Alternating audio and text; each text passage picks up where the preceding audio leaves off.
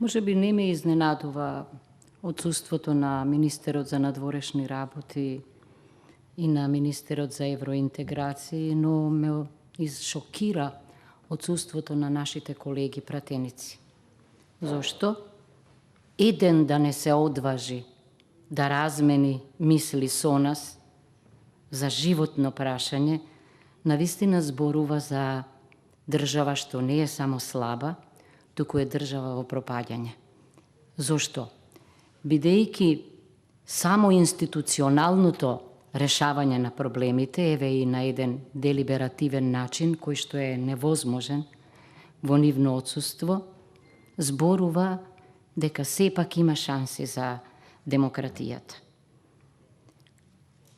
Значи, за жал, пратениците од Социјалдемократскиот сојуз и пратениците од коалицијата, наместо да ги представуваат граѓаните, оти прашањето за историјата, прашањето за идентитетот, прашањето за јазикот е прашање кое заслужува одговор од нас, бидејќи ние ги представуваме граѓаните, а не партиите, очигледно дека партиската послушност е причината за тоа. Многу пати сум подсетувала на умни луѓе и нивните мисли, на Сантајана кога вели дека оној што ја поседува историјата ја управува и реалноста и ќе ја управува и иднината, или ако сакате на Орвел во оваа смисла дека ако немате влијание врз минатото, не можете да имате ни влијание на иднината. И многу пати кога намерно сум цинична и го цитирам Шопенхауер, кој вели дека иднината е понекогаш фикција, иднината е непредвидлива, не зависи само од вас и ако сакате да ја живеете, треба да ги решавате проблемите на реалноста. За жал, јас одговорно тврдам дека Македонија е во нешто што една умна публицистка канадска Наоми Клајн го нарекува во шок коридор. Тоа значи време кога кризата се употребува за да се решат личните и колективни интереси, во случајов тече забрзано процесот на латиноамериканизација на Македонија. Колешката Иванка го спомена прашањето за молкот на бившите председатели и премиери, но мене ме шокира молкот на сегашниот председател. Очекував тој да побара да се обрати пред собранието и да го скрши она чудно правило дека председателите имаат право да се обратат до собранието најмалку еднаш во годината и секогаш тоа го прават само еднаш, а не кога навистина има потреба од тоа. Во воведот исто така. Ако Бугарската дума имаше потреба да седне и да креира објаснувачки референдум, замислете ја потребата насушна ова собрание како представник на граѓаните исто така да излезе со тези кои нема да бидат непријателски, напротив, тези кои што ќе ги објаснат македонските работи. Премиерот вели дека бега од шоу, меѓутоа, знаете што? Шоу не може да има или спектакл само во институциите. Она што го прават тие, навистина наликува на едно ефтино шоу. Би сакала исто така и да се осврнам на следново, мислам дека Европската Унија ќе мора да го промисли процесот на евроинтеграција и да размислува за друг начин на прием. Слушавме за потреба од двотретинско мнозинство во одлучувањето и она што се случува на Балканот почна понежно во односите меѓу Словенија и Хрватска, меѓутоа тогаш Европската Унија ги упати на суд, каде што е навистина местото, продолжува еве со нас и мислам дека ќе продолжи. Сигурна сум дека балканските трауми ќе се јават овој пат повторно на виделина. Па Хрватска ќе и прави проблеми на Србија, па Србија на Црна Гора, па Србија на Албанија, па може би Македонија на Косово. Не би сакала тоа. Зашто, всушност, мислам дека најдоброто решение е ако оние што се во Европската Унија и оние што се околу нас го помогнат нашиот влез како што тоа го правеа скандинавските земји со Естонија, со Латвија и така натаму. Сакам неколку збора за Европската Унија. Може би звучи критички, меѓутоа чувениот професор Џозеф Вајлер од Харвард во трудот во книгата Европскиот устав, која што е збир на критички есеи за Европската Унија, меѓу кои најважен е оној Царот е гол, вели дека треба да се стави крај на односот меѓу членките на Европската Унија кои играат улога на постар и богат брат или роднина кон кандидатите за Европската Унија како помлади и посиромашни. И дека право и на кандидатите е да учествуваат во креирањето на европската иднина. Зошто? Зашто тоа би било она што денеска модерно се нарекува вин-вин процес. Иначе предпоставувам дека знаете, тоа е термин кој нема европско потекло, туку е термин скован од Си Џинпинг, председателот на Кина во 2013 година. Имено, ќе цитирам дека во завршената декларација на конференцијата на земјите на Западен Балкан во Берлин 2014 година, кога се поставуваше рамката до 2018 година, јасно се потенцира потребата од реформи и решавање на внатрешните и билатералните односи.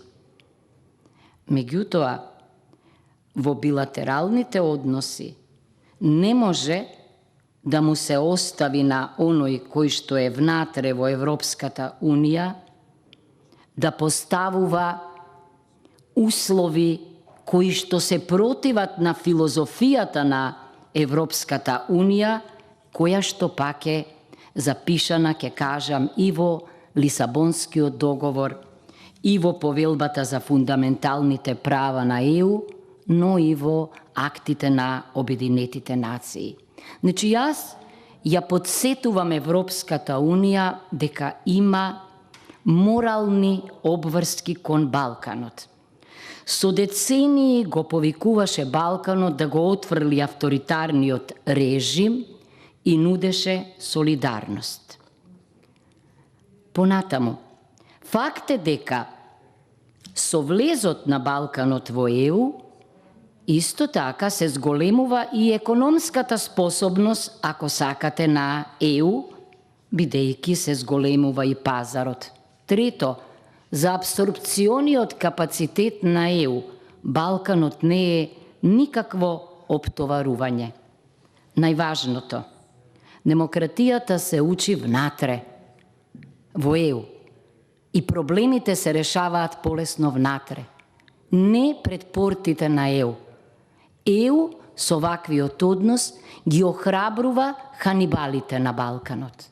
За жал, им дава храна и гледаме дека нема крај.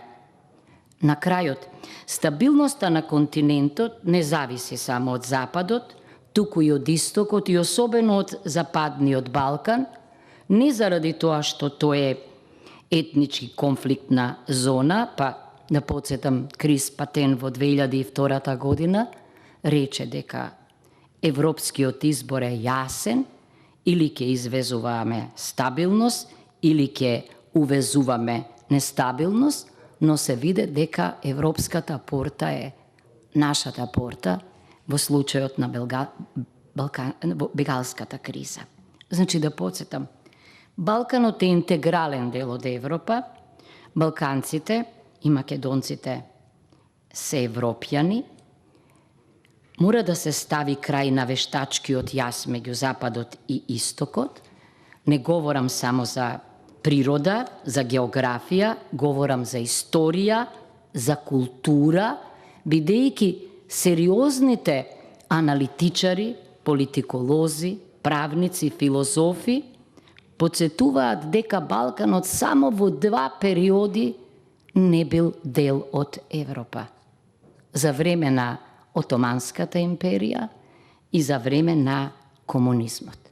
Значи, ако идејата за европската интеграција е општо прифатена политичка филозофија, тогаш не европската перспектива, туку реалноста, бидејќи јас не знам колку пати ние чекаме самити, Загреб, чекаме да се смени водството, мотивирани сме со тоа и повторно излегува нешто ново, со што се докажува дека односот е суи генерис кон нас, а не смее да биде, треба да биде во духот на копенхагешките критериуми, а и дека ние сме суи генерис творба, бидејќи ЕУ, она што не го дозволува и го промовира за членките, го толерира во односите на некои членки кон кандидатите.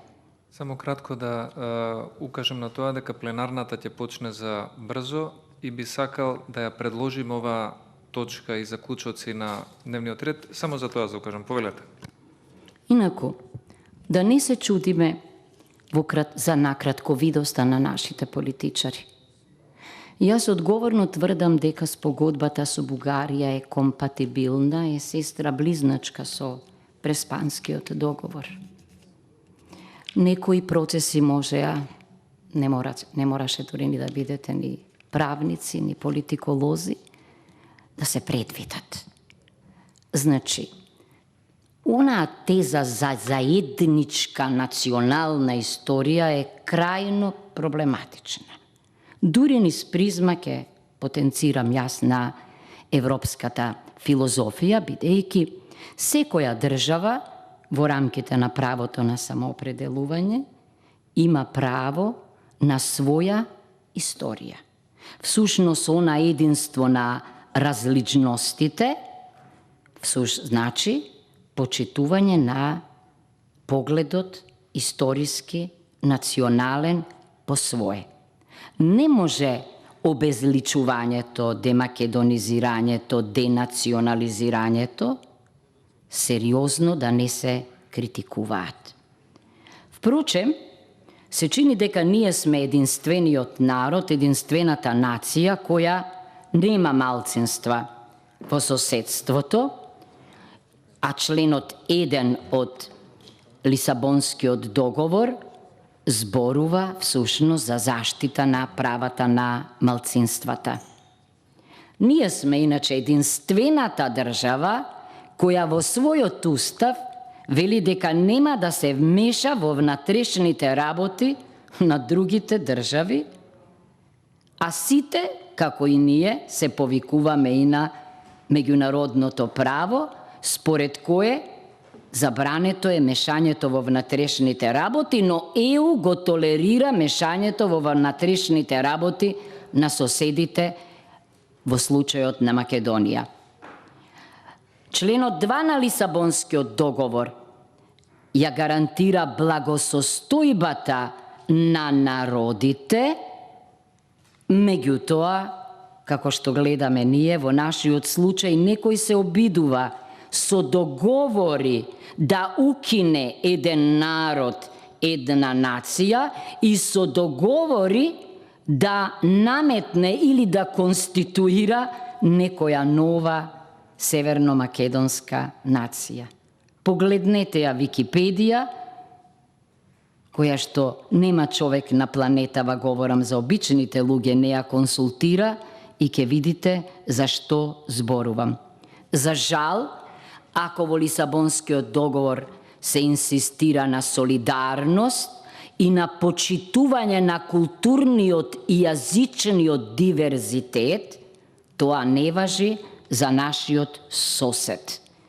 Понатаму исто така се зборува за респект меѓу народите, за стриктно почитување на меѓународното право и на начелата на Обединетите нации, и во повелбата, и во двата пакта јасно е утврдено што значи правото на самоопределување.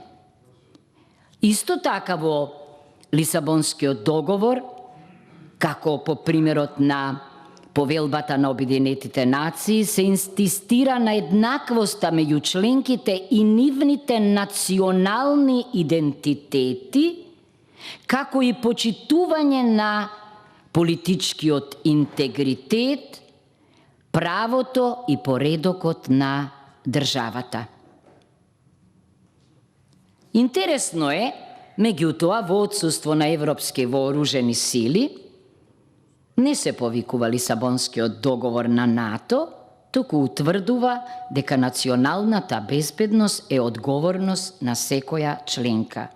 Не го потенцирам ова за да го минимизирам влезот во НАТО, туку за да го проблематизирам папагалството од типот дека нас безбедноста ни е гарантирана, тоа е врв, имало вето, но имало НАТО, вели министерката за одбрана, но факт е дека НАТО не интервенира во внатрешните односи, а богами се воздржува и кога има проблеми меѓу членките. Класичен пример е оној меѓу Турција и Грција.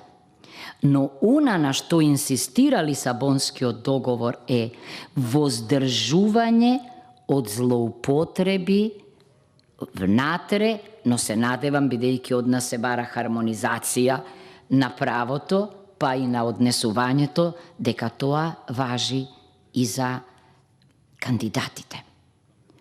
Зошто мислам дека е најважно, ако во Бугарската дума беше донесен, изгласан објаснувачки референдум и овде да донесеме еден акт, бидејќи Лисабонскиот договор се вели дека е договор за парламентите. Клучна улога во функционирањето на Европската Унија имаат парламентите. Тогаш, зошто молчи овој парламент? Мислам дека тоа е неодржливо. Би сакала да се осврнам и на неколку прашања важни за нашата состојба, врзани за повелбата за фундаментални права на Европската Унија, која што се разбира ја има заштитата на судот во Луксембург. Имено, уште во преамбулата на повелбата се зборува за народите на Европа, делат за етнички вредности. Тие се врзани за почитување на различностите, културите и традициите на народите и националните идентитети.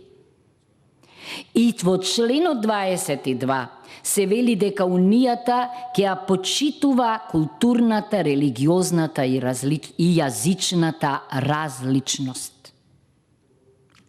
Каде е реакцијата на ова? Дали односот на Бугарија кон нас е европски? Дали е во согласност со Лисабонскиот договор? Дали е во согласност со повелбата за фундаменталните права? Не е. Она што е болно за нас е, кога во она, морам да кажам, бизарно формулирано прашање за Преспанскиот договор, изразот не е мој квалификацијата, туку е на мојот чувен колега Карлос Флорес Хубериас, еден од најпознатите шпански конституционалисти, кои во Ел Паис, се сеќавате, напиша дека ова е најбесрамното прашање во историјата на референдумите. Ама се покажа дека бил во право. Оти тамо пишува, дали сте за членство во ЕУ и НАТО? Да, за членство биле над 600.000. И што излезе тоа дека е? Пуста желба. Значи, нелогично е, незнаење е во прашање, лекомислено се во прашање. Смисол за шоу и отсуство на темелност во проценката е, вие кога креирате некој договор да не го врзете тој за кој? Не за нашата желба, туку за нивната обврска. Не баре ние добивме гаранција дека веднаш ќе влеземе во НАТО и во ЕУ или барем ќе почнеме преговори за ЕУ. Значи, измама било прашањето. Не морало да има клаузула во овие договори, но знаете како, кога некој ќе ви дава комплименти дека сте кандидат за Нобелова награда, заборавате на националните интереси. Изборувате дека е пријатно да гледате и слушате како соседите се борат за нас. Излезе дека борбата била со нас. Што очекуваме ние по непромислените изјави за браќа и сестри и за семејство? Не е ли тоа токму на линија на она што некои бугарски политичари во екстремниот речник го потенцираат, дека ние сме тие, а тие се ние, иако историјата сосема друго зборува. Што е ако не шоу изјавата за крадење на историјата од соседите? Има ли на планетава, особено во Европа, председател кој што давал изјави дека, да речеме, замислете, не и донел Наполеон само добро на Франција, да рече некој дека Наполеон е германец, не е французин. Истото како што рекош, велеше председателот дека Гоце Делчев бил бугарин. Тоа се бележи. Значи, да кажам, името сме го наследиле да ни биде навек, а не она што ни го наметнале соседите. Тоа не може да биде вечно, бидејќи со потек на перо ниту се создаваат, ниту се бришат нации.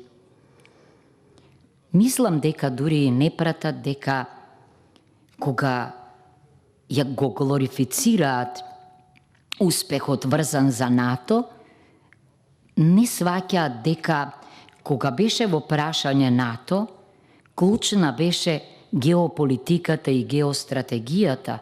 Значи, НАТО имаше интерес да влеземе ние во НАТО, а ние тоа требаше да го материализираме на дипломатски начин.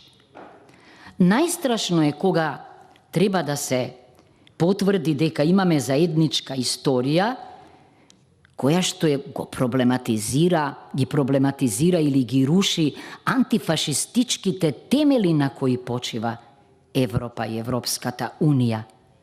Не може да имаат заедничка историја, освен, може би е бизарен изразот, како жртва и джелат, оние кои биле профашистички ориентирани, говорам за власти, не говорам за народ, и оние кои што биле антифашистички ориентирани. Решението е во извинувањето. Решението е во германскиот пример, од Вили Бранд па навамо. Ако сакаме ние да ставиме крај на непријателствата, ако сакаме ние да почнеме европски пат нов, треба да си простиме. Не може да има помирување без извинување. Значи, цел свет, секоја книга, секој документ зборува за Обединети нации, европски нации, национални парламенти, национални академии, национална култура. Јас се прашувам зошто би морало, зошто ние би биле исклучок? Зошто без национален идентитет и без национален јазик, јас не знам кој ќе влезе во ЕУ. Со право бивши и сегашни дипломати укажуваат на начелото на реципроцитет како основно во меѓународната политика и на признавањето дека е признавање на државата. Кога признавате една држава, тоа е во пакет и со јазикот и со националниот идентитетот и не може вие да го проблематизирате мојот, нашиот национален идентитет и јазик. Јас навистина не знам од кој меѓународен документ или од кој национален документ Бугарија го црпи правото на мешање во внатрешните работи на Македонија. За жал, денеска ние овде сме свесни дека проблемот требало да се решава уште во 90-тите години, требало да се изгради во првиот парламент национален консензус за националното прашање, но преку инклузивна, а не ексклузивна политика. И тогаш вака имало прашања за кои требало да се разговара во затворен простор. Затоа не доаѓаат овде, па јас му предложив на председавачот за да го заштитиме здравјето, ценето на министерот за евроинтеграции, да се сретнеме во клубот на пратеници на отворено, мислам дека тогаш ќе дојдеше можеби. Најболно е кога ќе чујам дека декларација или меморандум во собранието биле политиканство. Значи, Бугарија со политиканство, бидејќи таа донесе објаснувачки референдум, цврсто чекори напред, а ние со политика, бидејќи не се изјаснуваме, не ги манифестираме своите ставови институционално, туку вон институционално, со радост на лицето на премиерот затоа што дискутирал виртуелно читал, додека навистина господинот Бојко Борисов и господјата Меркел дискутираа. Не е точно дека тоа е политиканство. Во институциите не се води политиканство. Значи, ние во овој момент, кога и Бану се вклучи, за да не водиме политика, може би треба до највисоката научна институција, бидејќи тамо требаше да се одвиваат дебати за историјата или на универзитетите, а не по рестораните и не знам каде, бидејќи не знам од каде им е па легитимитетот дури и да се извонредни историчари да усогласат историјата и за таков феномен не сум чула во науката. Значи, Ману нека ги состави основните тези, па ние овде да дискутираме за нив, и секогаш велиме, на книга се одговара со книга, на политика со политика, на збор со збор, ама не може да им оставиме на неколкумина, па нека се тоа и премиерот, нека е тоа и председателот и министрите, да одлучуваат за или да разговараат, и тоа е навредливо за идентитетот. Да заклучам. Науката никогаш не смее да прави компромиси. Науката е сократовска, безкомпромисна, ако сакате коперниканска. И се гради, вежба во академии, во расправи, во трудови, а не на политички начин.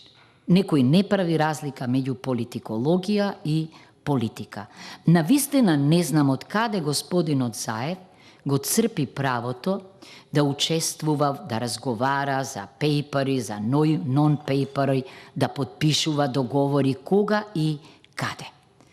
Правото место за министрите е ова, бидејќи легитимитетот им извира од нас. Не извира нашиот легитимитет од нив, ниту им избира легитимитетот од соседите, ниту, ако сакате, од меѓународната заедница. Значи, нема во нашиот устав одредби за велепредавство, меѓутоа, на вистина, начинот на кој што се одвиваат нештата како да наликува на трговија со националните интереси. Ке го искористам зборовите на чувениот професор Масинео од Кент, иначе италијанец по потекло, кој што, кога зборуваше за абсурдноста на спорот за името и сега зборува за абсурдноста, вака вели: замислете современа Италија да се прогласи за надследничка на Рим. Што ќе се случува?